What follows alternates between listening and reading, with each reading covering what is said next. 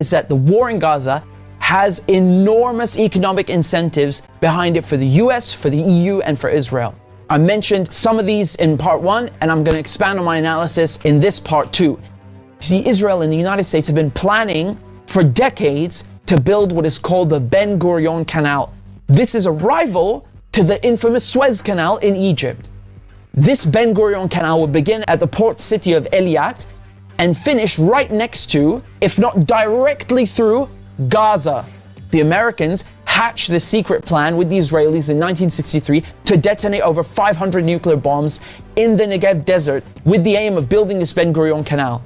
You know, this goes without saying, the Suez Canal is one of the most important, quintessential geostrategic assets on the planet. It connects the Mediterranean Sea to the Red Sea. It is so important to global trade that in 1956, Israel, Britain, and France literally attacked Egypt because it dared to nationalize the Suez Canal, you know, its own territory. Let that give you an idea how important this is economically. It's situated at the intersection of 3 continents and 2 bodies of water.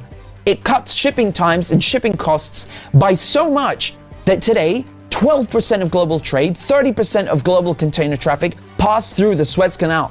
This is why Israel are absolutely obliterating Gaza. They want no more Palestinians and no more resistance. Uno scopo, distruggere Gaza. Distruggere questo male assoluto. Egyptian President Sisi was told in the last weeks that if he accepts Israel's plan to take Palestinians from Gaza and put them in the Sinai Desert, that Israel will pay for this, and the United States will wipe Egypt's national debt. Look at that. And the third aspect about the River Nile. You see, Ethiopia, which is Egypt's neighbor, built something in 2011 called the Renaissance Dam, which cut water to both Sudan and Egypt. And this is, you know, it's caused a huge argument ever since.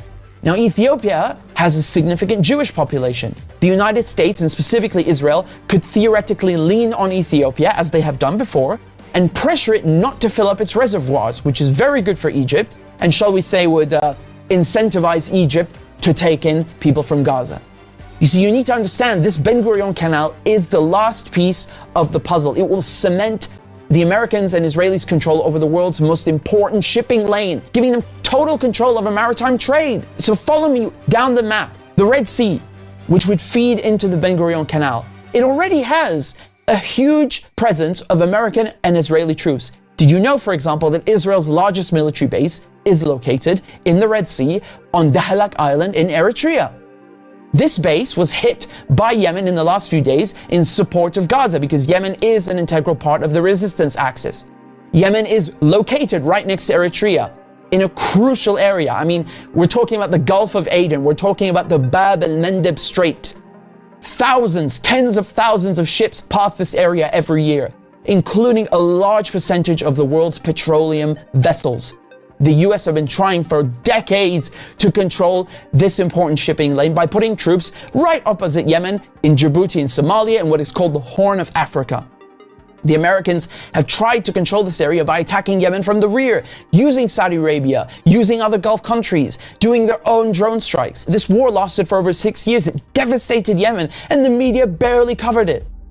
Another one of Yemen's important geostrategic assets is the beautiful island of Socotra, which is located, talk about geostrategic, it's located between the Horn of Africa, the Gulf of Aden, the Arabian Sea, and the Indian Ocean. See, the UAE, after normalizing ties with Israel, they helped Israel to put spy bases and establish a military presence on Socotra Island. The importance of this Bab el-Mandeb Strait is that both Iran and China need to use this shipping lane for Iran to export fuel and for China as the world's largest economy and largest trading partner of most countries. There is de facto already an entire Cold War taking place right up the Gulf Coast in the Strait of Hormuz, the tanker war. You see, what happens is that the US and Israel, they try to sink Iranian fuel ships, and then Iran responds in kind. You see, Britain also tried playing a stupid game as well in the Strait of Gibraltar. They hijacked an Iranian ship, and only when Iran did the same to a British ship did they finally, get the message and let the Iranian ship go. The US have gone so far as to even steal Iranian fuel tankers and sell off the cargo. A practice that is commonly referred to as piracy. The US and Israel can always attack Iranian and Chinese ships later on in the Bab el-Mandeb Strait, up into the Red Sea, and of course by replacing the Suez Canal with the Ben Gurion Canal. This final piece of the puzzle will allow the US and Israel to dominate world maritime trade. They can use this not only to the benefit of their own economies, but to damage and to attack other countries' economies, like China, like Iran, Egypt, Syria, Lebanon. I mean, this is literally highway robbery on the high seas. And the Ben Gurion Canal is the key to all of this. You know, Egypt could stop this war in Gaza right now by shutting down the Suez Canal. It is bewildering that they don't do this. If not for Gaza's sake, do it for your own sake. Egypt's economy is going to be leveled if this Ben Gurion Canal is built.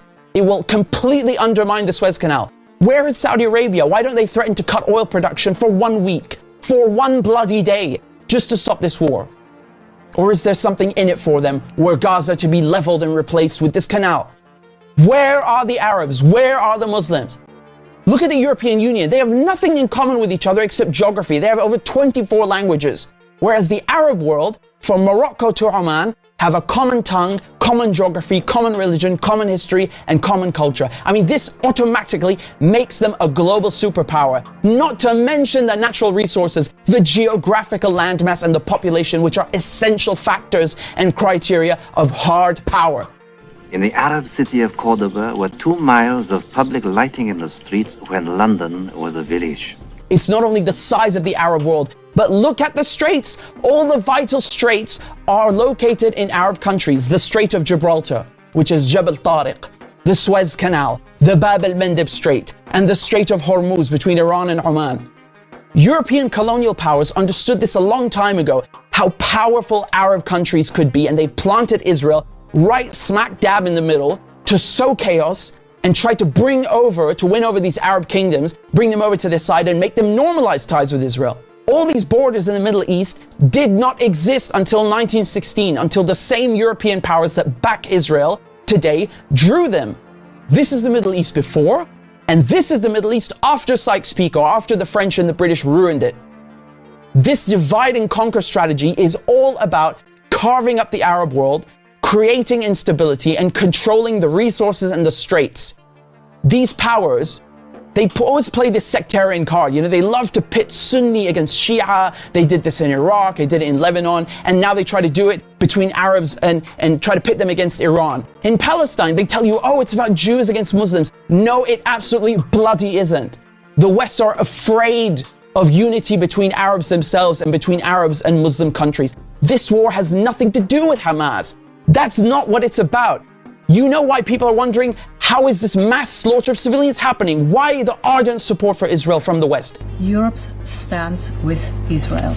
As we stand steadfast with Israel. The United States stands with Israel. Why are they allowing this to happen in broad daylight? They won't even call for a ceasefire. What's controversial about that? The answer is because this is their project too. This is also a European and American imperialist project, and they are complicit. This long-term plan concerns and screws the whole region. It will impact everybody in the Middle East negatively. And that is precisely why the whole resistance axis, Palestine, Yemen, Iran, Iraq, Syria, Lebanon, are all involved in this fight on multiple fronts.